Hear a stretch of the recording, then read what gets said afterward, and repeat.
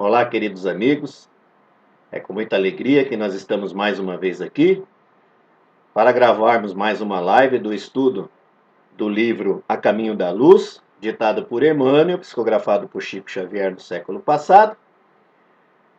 E hoje nós vamos estudar o capítulo 20.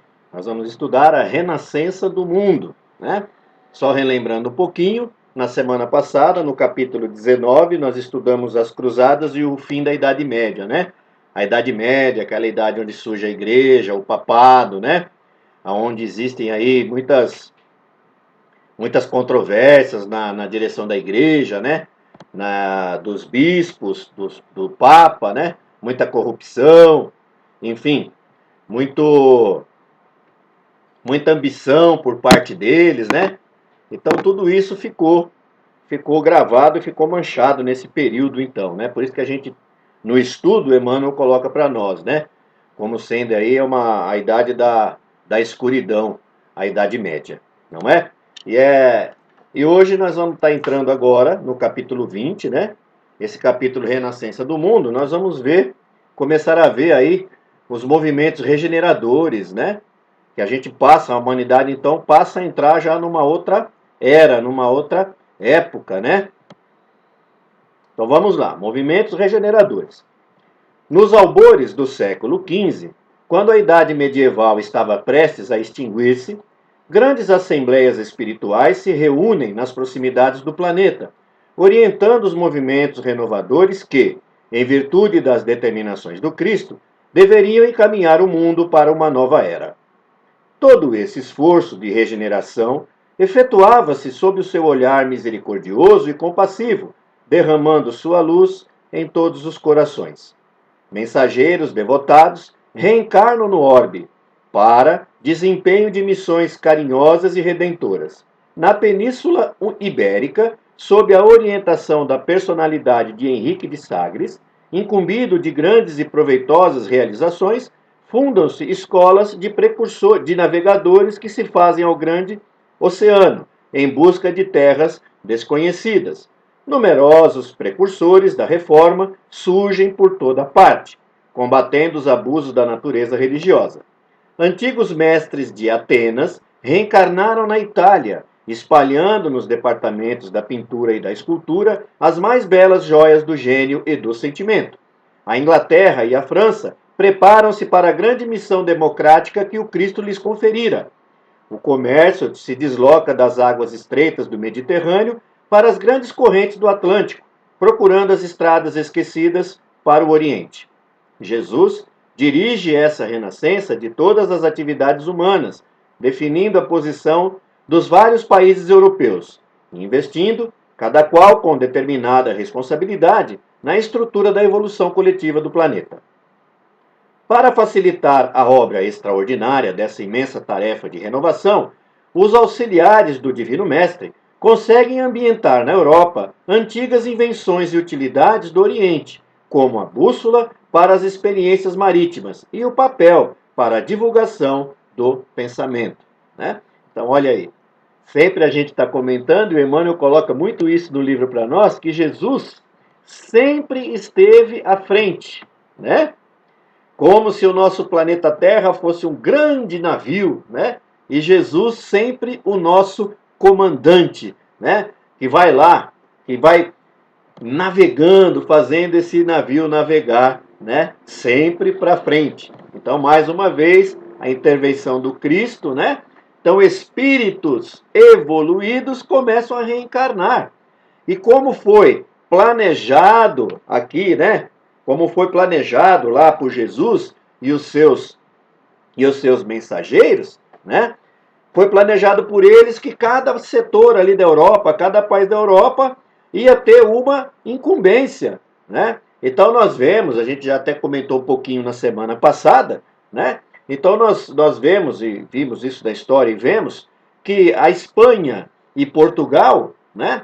Eles se destacam nas rotas marítimas, na navegação, né? E por que eles se destacam na navegação? Porque muitos espíritos da era da Fenícia, que os fenícios eram grandes navegadores, esses fenícios, eles então reencarnam nos países ibéricos, né, na Espanha e em Portugal. E a gente vê que na Itália a gente teve, na Renascença, na Itália nós tivemos a arte, né? A arte na Itália foi esplendorosa, foi maravilhosa, né? E por quê? Porque os espíritos gregos de Atenas, né, eles reencarnam lá na Itália, né? Então a gente pode citar vários, né? Leonardo da Vinci, vamos citar o Leonardo da Vinci, que foi um grande pintor, né? Michelangelo, né? Que foram grandes pintores. Leonardo da Vinci, além de pintor, era inventor, era tudo, né? Ele deixou desenhos até de um helicóptero daquela época, né? Só para a gente ter uma ideia de como era. E na Inglaterra e na França, então, espíritos evoluídos reencarnaram na Inglaterra e na França para promoverem, né? Para colocarem para cima a missão democrática, né? De um governo democrático, né? Ora, quando a gente fala na França, a gente sempre já se lembra da Revolução Francesa e de que a França, né? A França sempre traz para nós que seja a igualdade, a fraternidade, né? Como sendo um rumo aí, né? Como sendo o leme desse navio que Jesus preparou para nós, né? Então a gente vê que sempre Jesus está em cima. Então vamos lá. Missão da América. O Cristo localiza, então, na América, as suas fecundas esperanças. O século XVI alvorece com a descoberta do novo continente, sem que os europeus, de modo geral, compreendessem na época a importância de semelhante acontecimento. As riquezas fabulosas da Índia deslumbram o espírito aventureiro daquele tempo, e as testas coroadas do velho mundo não entenderam a significação moral do continente americano, né? Eles não entenderam, então vão cometer muitas atrocidades aqui, do lado de cá do Atlântico, né? Como a história também nos mostra. Mas vamos avante. Os operários de Jesus, porém, abstraídos da crítica ou do aplauso do mundo, cumprem os seus grandes deveres no âmbito das novas terras. Sob a determinação superior, organizam as linhas evolutivas das nacionalidades que aí teriam de florescer no porvir. Nesse campo de lutas novas e regeneradoras, todos os espíritos de boa vontade poderiam trabalhar pelo advento da paz e da fraternidade do futuro humano. E foi por isso que, laborando para os séculos por vindouros, definiram o papel de cada região do continente, localizando o cérebro da nova civilização no ponto onde hoje se alinham os Estados Unidos da América do Norte, e o seu coração nas extensões da terra farta e acolhedora onde floresce o nosso querido Brasil, na América do Sul. Os primeiros guardam os poderes materiais, o segundo detém as primícias dos poderes espirituais destinadas à civilização planetária do futuro, né?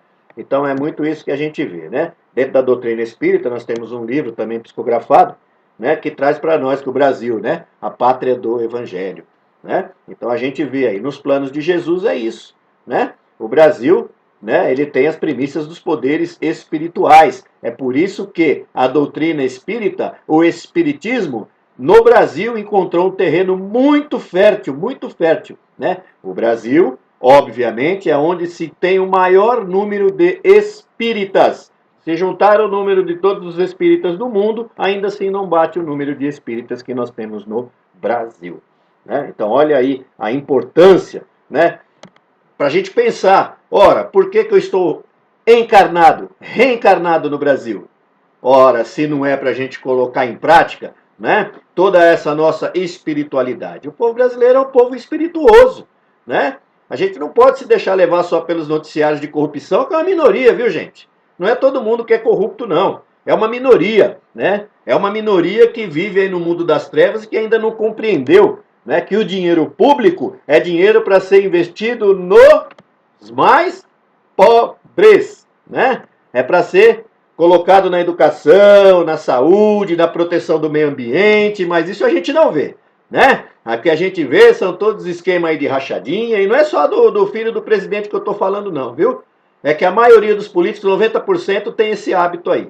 A gente sabe, né? Então aqui a gente é apartidário, tá bom? Aqui a gente é apartidário. Aqui a gente não vai criticar só o lado A ou o lado B, não. Não tem lado, né? A verdade tem que ser dita. Então, se nós estamos reencarnados do Brasil, é para isso. É para nós lutarmos por igualdade, fraternidade, né? Humildade, né? Então vamos pensar nisso. O plano invisível e a colonização do Novo Mundo. Após a descoberta da América, grande esforço de seleção espiritual foi levado a efeito no seio das lutas europeias, no intuito de criar no Novo Mundo um outro sentido de evolução. Se os colonizadores da região americana nos primeiros tempos eram os degredados ou os proscritos das sociedades europeias, importa considerar que esses colonos não vinham tão somente das grandes capitais do antigo continente, na exclusiva observância do plano material.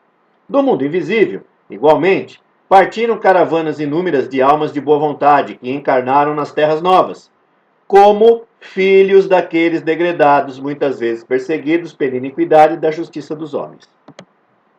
A esses espíritos, mais ou menos adiantados, aliaram-se numerosas entidades da Europa, cansadas das lutas inglórias de hegemonia e de ambição, buscando a redenção no esforço construtivo de uma nova pátria em bases sólidas de fraternidade e amor, originando-se, desse modo, entre os povos americanos, sentimentos mais elevados quanto à compreensão da comunidade continental.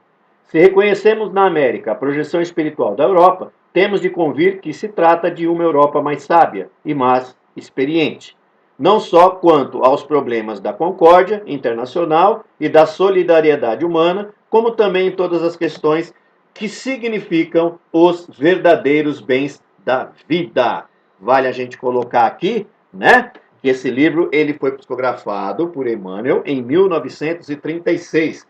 Então nós estamos aí com 84 anos que esse livro foi psicografado, né, foi editado por Emmanuel.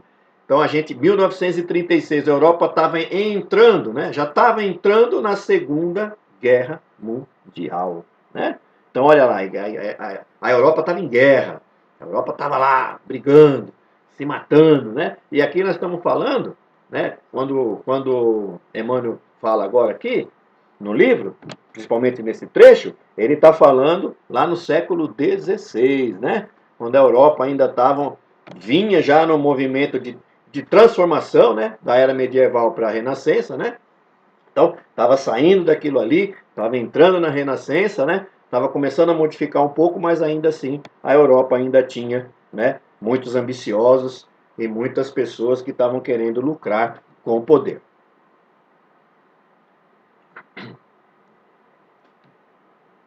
Apogeu da Renascença. Essa renascença, iniciada do alto, clareou a terra em todas as direções.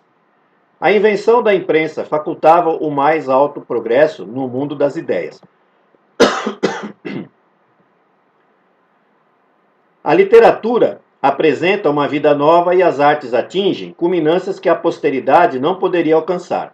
Numerosos artistas da Grécia Antiga, reencarnados na Itália, deixam traços indeléveis da sua passagem nos mármores preciosos. Há mesmo em todos os departamentos das atividades artísticas um pronunciado sabor da vida grega, anterior às disciplinas austeras do catolicismo na Idade Medieval, cujas regras, aliás, atingiam rigorosamente apenas quem não fosse parte integrante do quadro das autoridades eclesiásticas.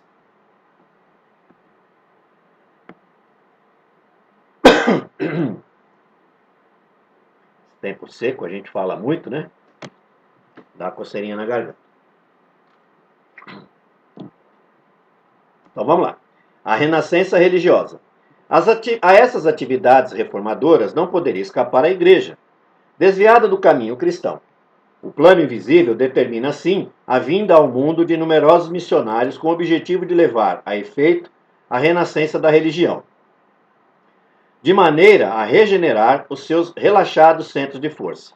Assim, no século XVI, aparecem as figuras veneráveis de Lutero, Calvino, Erasmo e Melanchthon, e outros vultos notáveis da Reforma, na Europa Central e nos Países Baixos, né?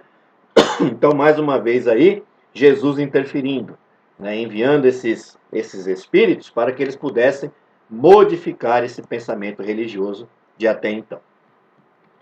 Por ocasião dos primeiros protestos contra o fausto desmedido dos príncipes da Igreja, ocupava a cadeira pontífice Leão X, cuja vida mundana impressionava desagradavelmente os espíritos sinceramente religiosos.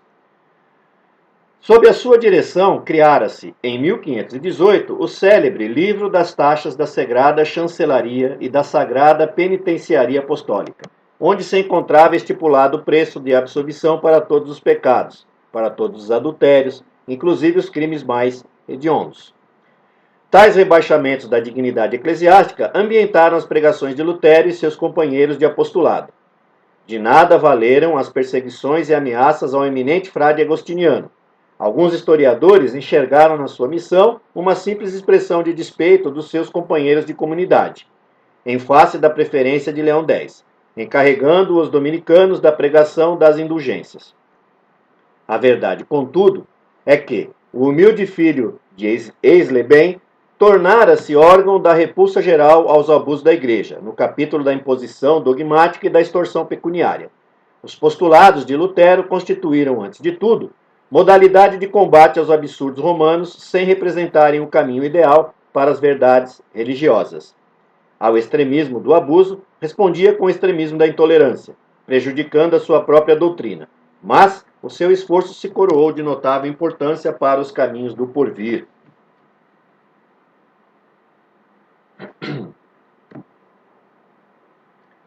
Então a gente sempre ouve falar, né, de Lutero, e erroneamente a gente ouve dizer que Lutero foi o fundador do protestantismo, né? Lutero, ele não concordava com nada disso da igreja. Ele não concordava. Ele veio para combater isso, né?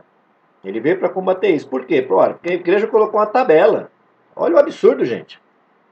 Uma tabela, né? Uma tabela de preço. Vamos por hoje. Para você ofendeu seu pai, paga R$100. Você assaltou um banco, paga R$10.000. Você cometeu adultério, paga R$15.000. Você matou uma pessoa, paga R$100.000. Né? E você está perdoado, então entra no reino dos céus. E a gente sabe que não é bem isso, né? Então Lutero veio para combater tudo isso. Porém, ele não consegue se manter, né? Ele não consegue se manter tranquilo com isso, né? Então a gente vê que ele acaba indo por um caminho. Olha aqui, ao extremismo do abuso da igreja, Lutero respondia com o extremismo da intolerância, prejudicando a sua própria doutrina, a própria doutrina que Lutero funda, né? A Companhia de Jesus. Uma onda de claridades novas felicitava todas as consciências, mas os espíritos tenebrosos e pervertidos, que mostraram ao europeu outras aplicações da pólvora, além daquelas que os chineses haviam exagerado na beleza dos fogos de artifício, inspiraram ao cérebro obcecado e doentio de Inácio de Loyola a fundação do jesuitismo em 1534, colimando reprimir a liberdade das consciências.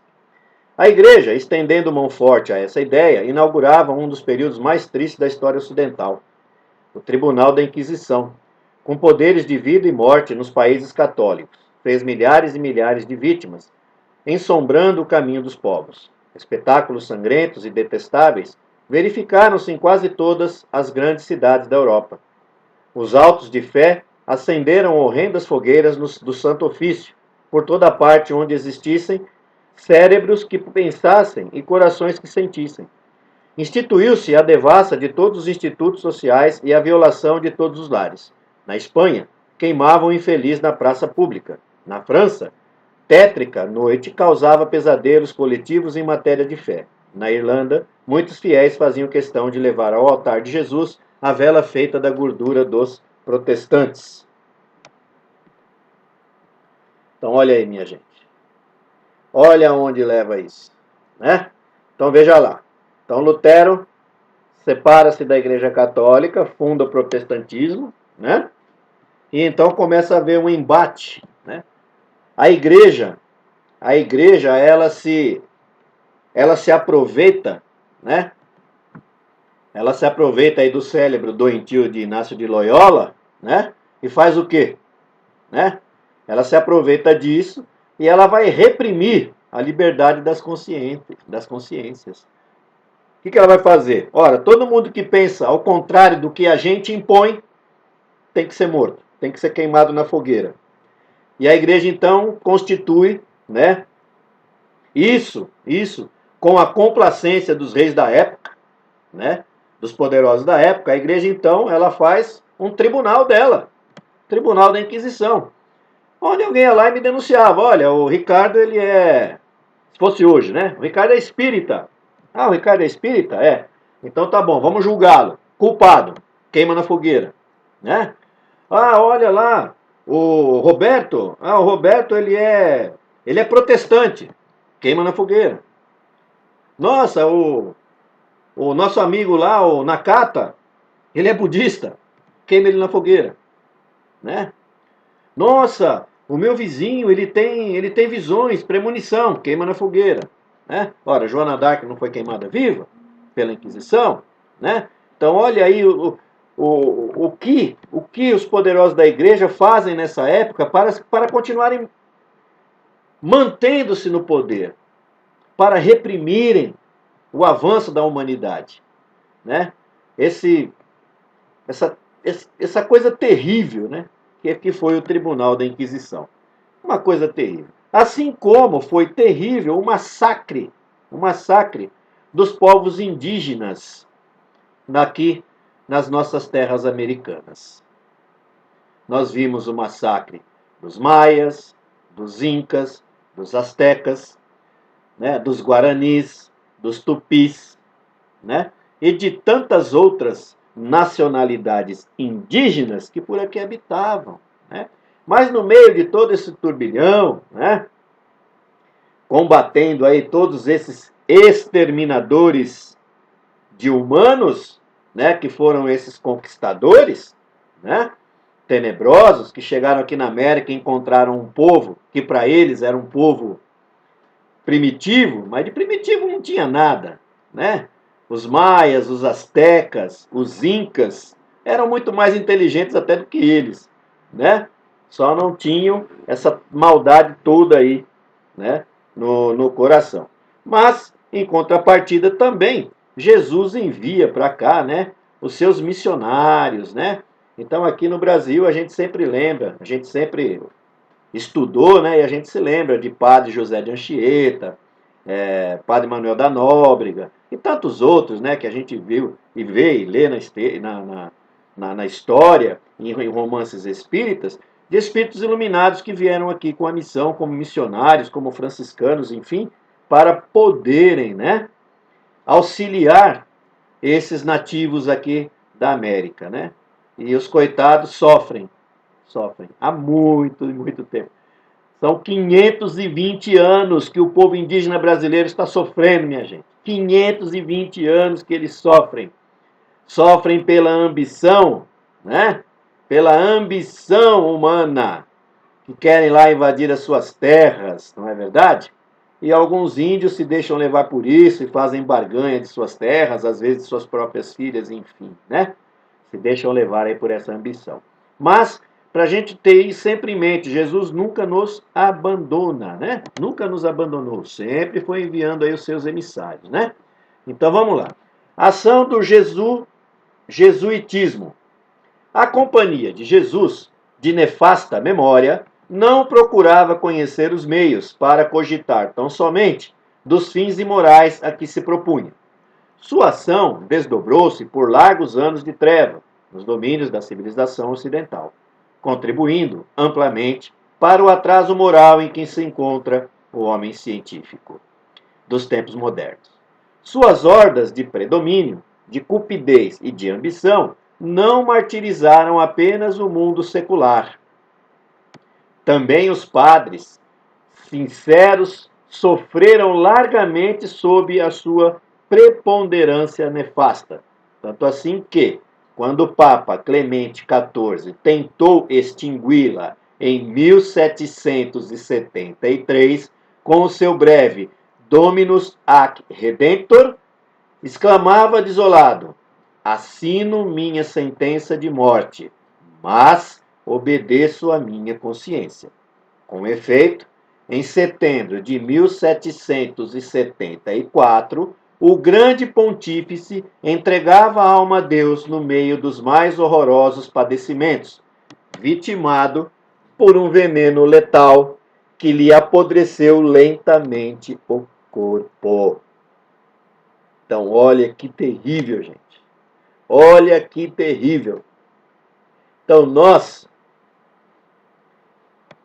que estamos dentro de uma doutrina reveladora, uma doutrina que até então, quando não a conhecíamos, é como se tivéssemos usando isso aqui, ó, que os cavalos, que os burro usam, né? Por que eles usam isso, os animais? Para não olharem para o lado, só para frente, né? Só para frente. Quando precisa virar para o lado, o cara puxa a rédea lá, ele vira para cá, vira para lá, mas ele não pode enxergar do lado. A igreja, ela queria a mesma coisa, que a humanidade não olhasse para o lado, que a ciência não evoluísse, né? E por quê? Que eles não queriam que nada disso acontecesse? Para que eles pudessem continuar tendo as rédeas do negócio, né?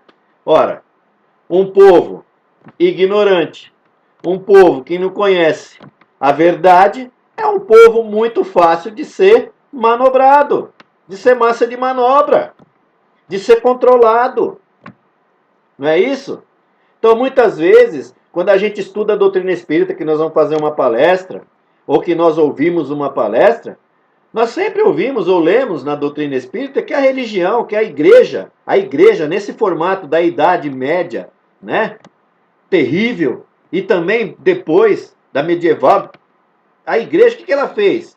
Ela representou um atraso de 800 anos. 800 anos!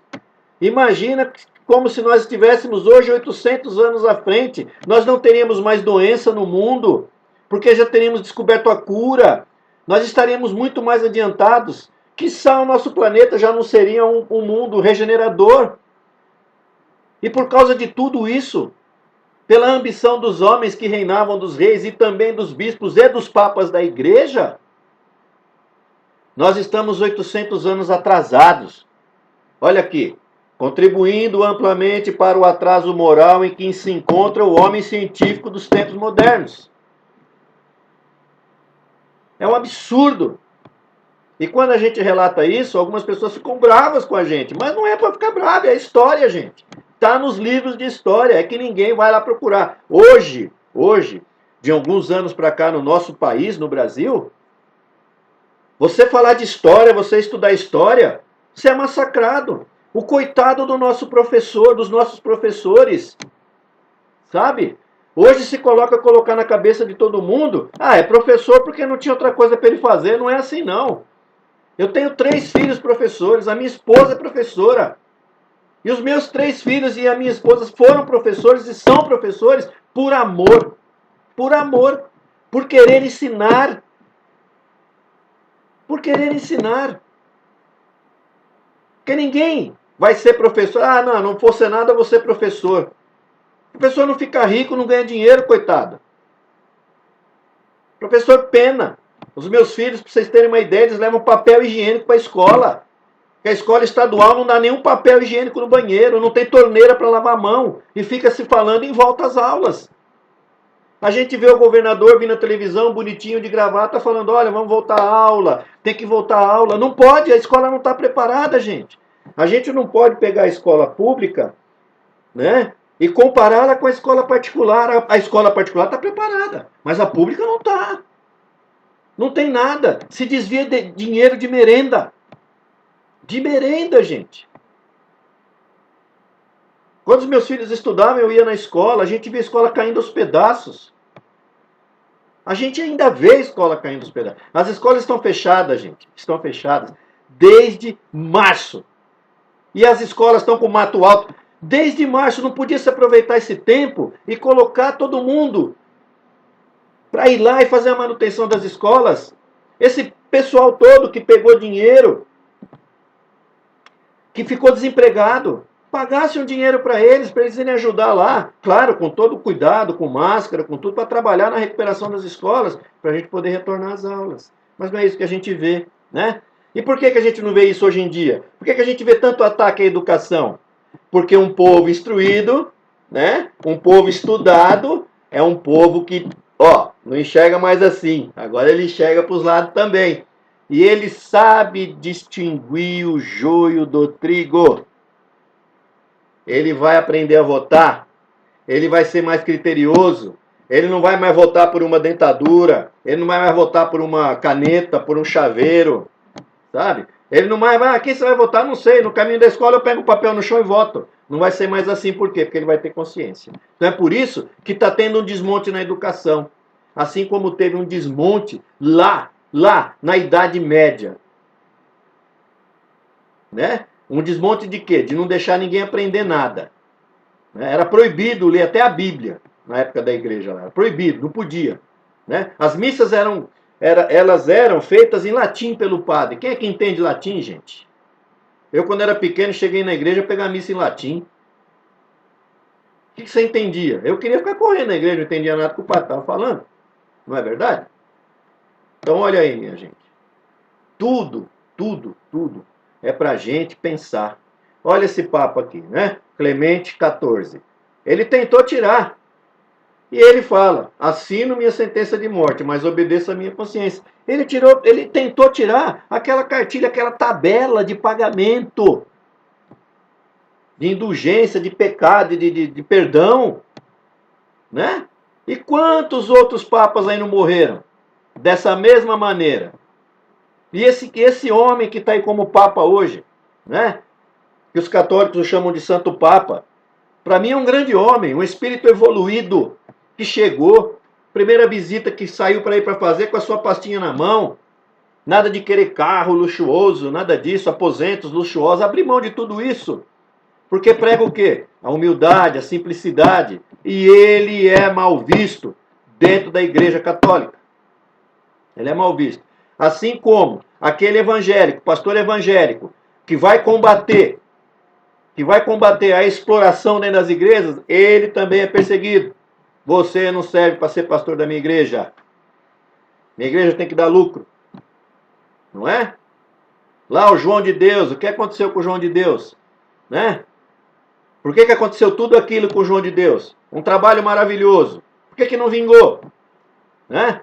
Por quê? Pela ambição dele. De querer mais e mais, dinheiro. Né?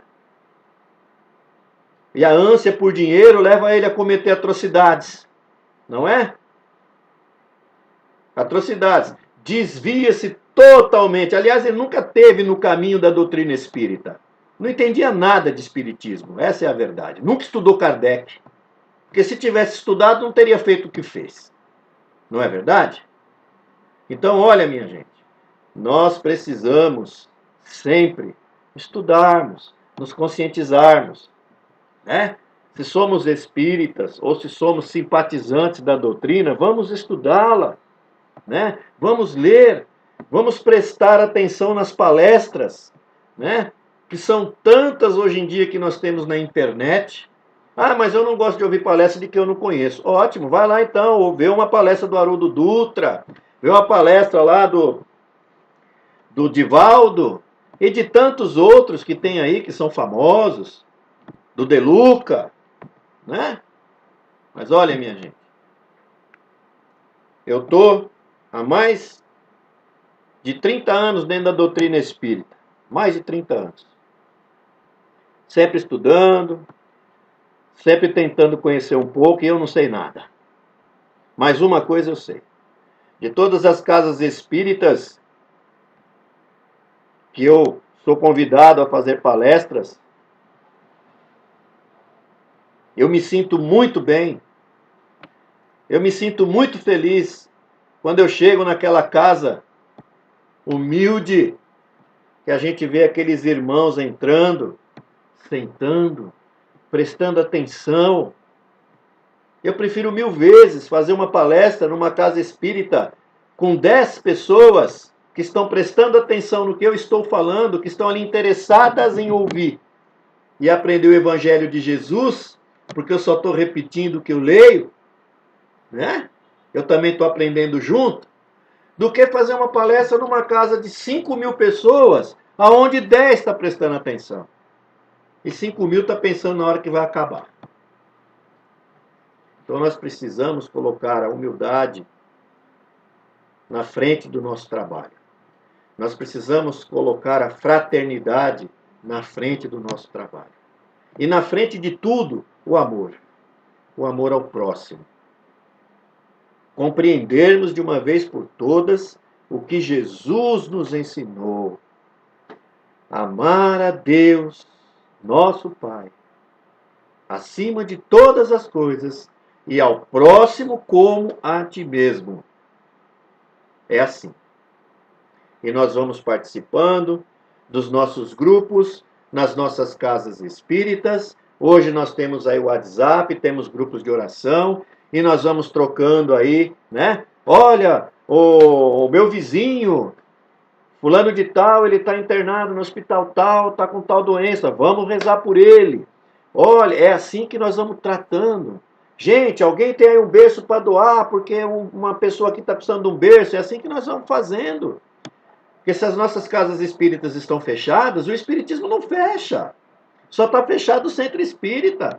Nós espíritas estamos cada vez mais com o nosso coração aberto e precisamos colocar isso para fora. Então, hoje eu vou dedicar esse nosso estudo, né? Vou dedicar à minha querida mãezinha Itamar.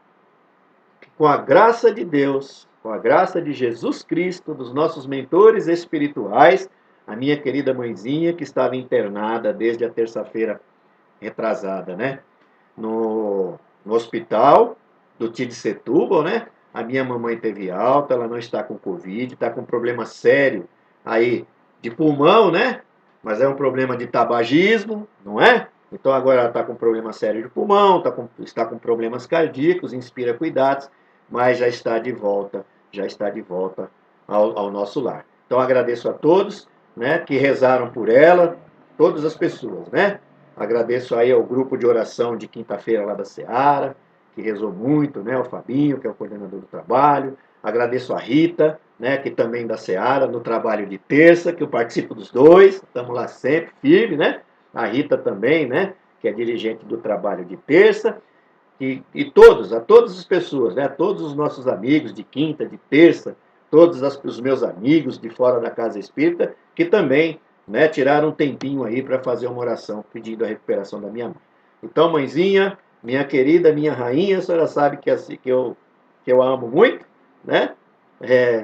A senhora me levou para dentro da Casa Espírita, eu fico até emocionado. A senhora me levou ainda muito jovem para dentro da Casa Espírita, eu vou agradecer sempre à senhora por isso, porque pude conhecer o verdadeiro Deus de misericórdia e justiça e bondade, e pude conhecer o verdadeiro Jesus, né?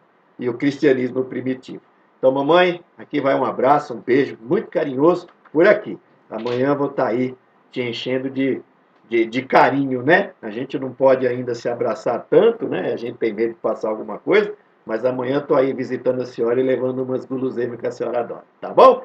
Então, que Jesus nos abençoe. Na semana que vem, nós vamos passar para o 21º capítulo, que é a época da transição, né? Aí nós vamos entrar já nas lutas da reforma e nós vamos ver como é que a gente vai conseguir sair, né, daquela obscuridade lá, né, da igreja. Então, que Jesus nos abençoe. Uma ótima semana a todos. E que na semana que vem nós possamos novamente estarmos reunidos aqui, né, amparados pelos nossos amigos espirituais, e mais uma live de estudo aí do livro A Caminho da Luz.